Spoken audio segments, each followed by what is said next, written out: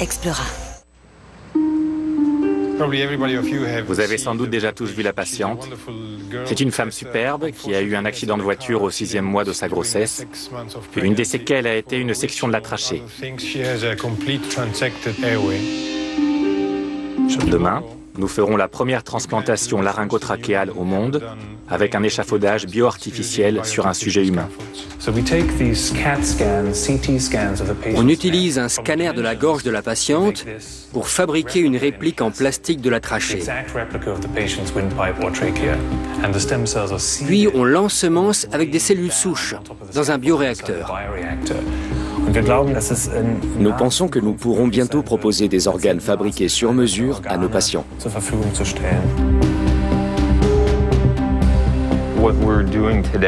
Personne n'aurait imaginé qu'on arrivera à faire ça un jour. L'opération d'aujourd'hui va révolutionner la médecine.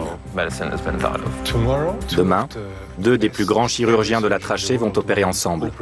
Si nous n'y arrivons pas, qui d'autre y arrivera ?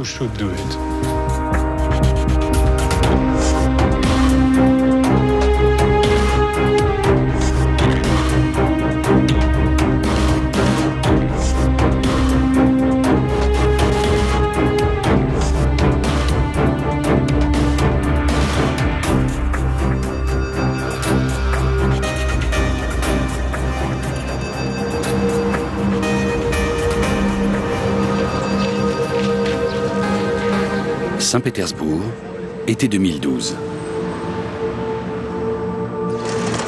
Yulia Tulik a 34 ans. Après ce voyage, sa vie devrait redevenir normale.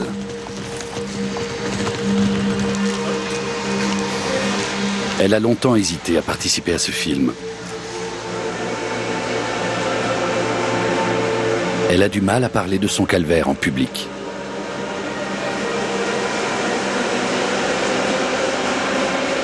Pour se faire entendre, elle doit appuyer sur la gorge avec la main et elle produit des bruits de succion.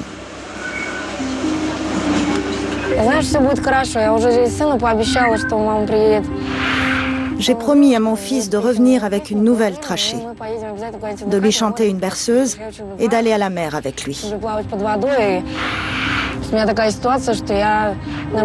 J'adore me baigner et nager sous l'eau, mais je ne peux pas. Je ne peux même pas me doucher. C'est fou. Il y a beaucoup de choses que je ne peux pas faire. Je n'ai plus aucune vie privée.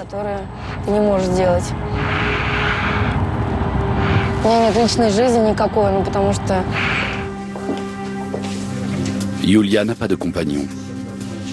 Elle ne peut pas avoir de relations sexuelles. Elle a déjà failli mourir asphyxiée plusieurs fois.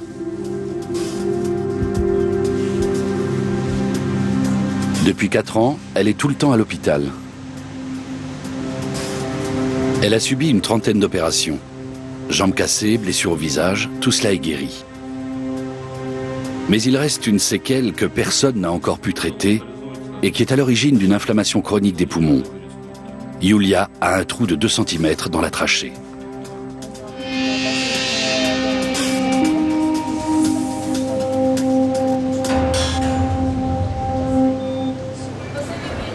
Yulia place tous ses espoirs dans cet homme.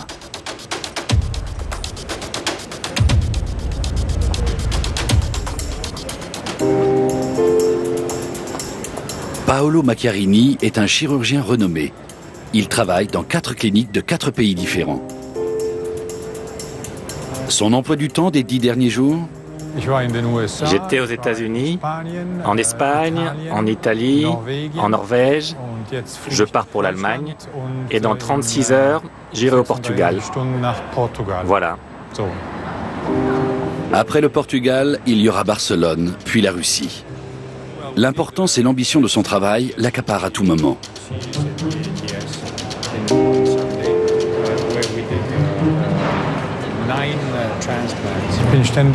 Je suis tout le temps au téléphone, en salle d'opération, en consultation. Je dirige des recherches dans plusieurs pays. À la fois chercheur et chirurgien, Paolo Macchiarini utilise des techniques révolutionnaires sans lesquelles des patients comme Yulia Tulik n'auraient aucune chance.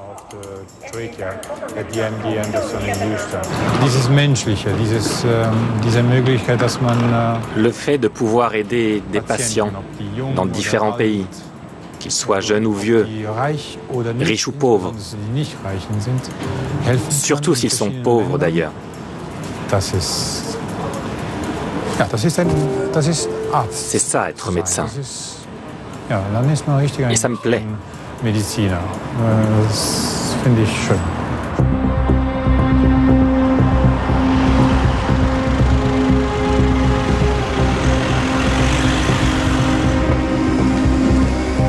À Stockholm, Paolo Macchiarini prépare l'une des opérations les plus spectaculaires des dernières décennies.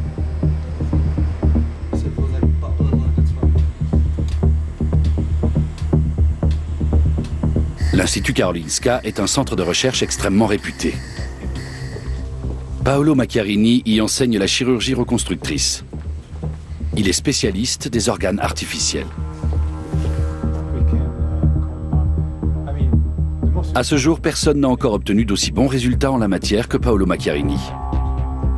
Son équipe internationale, composée de Suédois, de Cingalais, de Néo-Zélandais et d'Allemands, utilise des cellules souches pour mettre au point des organes artificiels.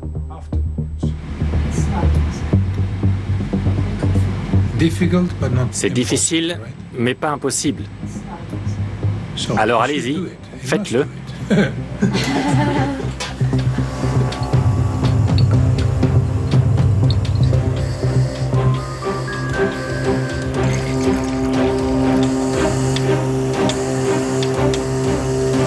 Ce bocal contient un cœur de rat qu'on va nettoyer de ses cellules.